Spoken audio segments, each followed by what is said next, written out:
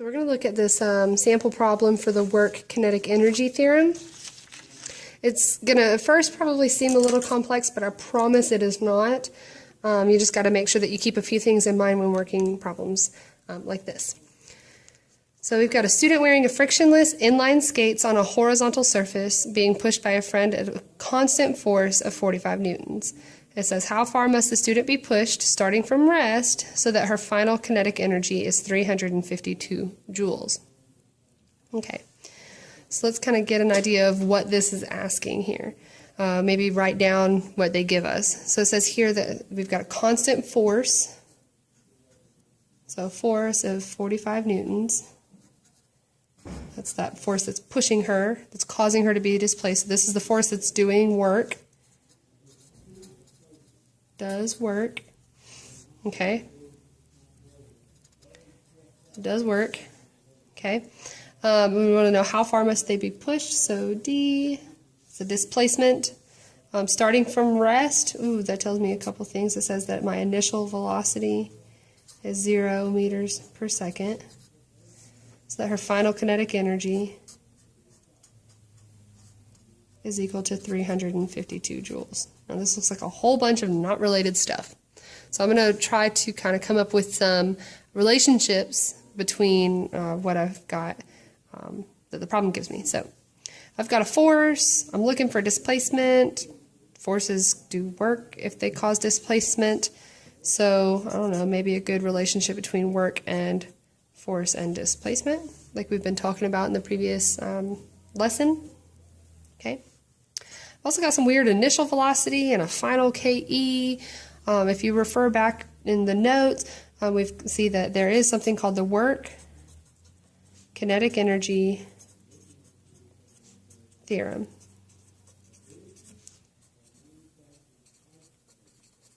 The work-kinetic energy theorem says that the work done on an object is equal to its change in kinetic energy. So change in kinetic energy. Remember, delta always means final minus initial. So we could even rewrite this as final kinetic energy minus initial kinetic energy. Okay. Usually people like to write it like this or like that. They kind of mean that they definitely mean the same thing. Okay. All right. So far I've figured out how to maybe relate kinetic energy. I've got some relationship between displacement, work, and force. All right. I got to figure out where this I comes in. Well, I know. I'm going to use a different color real quick. I'll use orange. I know that kinetic energy is equal to 1/2 mv squared. And that's V, makes sense. Well, if I'm dealing with an initial kinetic energy or a final kinetic energy, I'm going to need an initial or final speed. So this VI actually comes into play here, all right, where KEI is equal to 1/2 times the mass times my initial velocity squared. And I'm going to go ahead and just put VI squared in parentheses so we know that, again, that square only goes right there. Okay? So we've got that. This gets a little bit complicated, but it's really not that bad. It just gets messy on my paper because my brain's all over the place. Okay, so here's some more paper. We'll kind of extend. All right, so once we've got these relationships, we can also maybe even make the conclusion that if I know that work is equal to force times displacement, and it's equal to my final kinetic energy minus my initial kinetic energy. Okay, and that means that force times displacement must be equal to final minus initial kinetic energy. Okay, so this whole work part here we don't need anymore, especially since I'm dealing in this problem with force and displacement. There's no need to find work and then reuse it. Okay, so I can just set force times displacement equal to my change in kinetic energy. Okay, so I can rewrite this as such. Now this is what we're going to want to use for the problem. Okay, to keep everything in the frame, I'm going to go ahead and just rewrite all this information that I know along with this equation on another sheet of paper so it's nice and clean. Okay, so I know that I'm given a force of 45 newtons. I know that I'm looking for the displacement. Again, I don't need work since I've already figured out the relationship between force displacement and kinetic energy. I know I've got an initial velocity of 0 meters per second and a final kinetic energy of 352 joules. I also have made the relationship between force and displacement and kinetic energy by using the Work-Kinetic energy theorem. Okay, and this is what I'm going to want to use for this stuff. Again, we know that that VI needs to be part of KEI, so I'm going to rewrite it like this.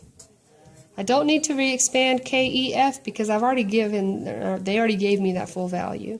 So here I'm only going to expand my initial kinetic energy, excuse me, that should just be a minus sign, okay, to 1/2 mVI squared. All right? Now, I'm looking for displacement. So let's go ahead and divide both sides by force. So I've got displacement is equal to KE final minus 1/2 mVI squared. Okay? All right, well, we realize we don't have an M. They didn't give us a mass at all. But we know that VI squared is 0. And if that's 0, then 1/2 times anything times 0 squared, this whole term here is going to be 0. So I've got a displacement is going to, this should all be divided by my force. Now my displacement is going to be my KE final minus 0 divided by my force.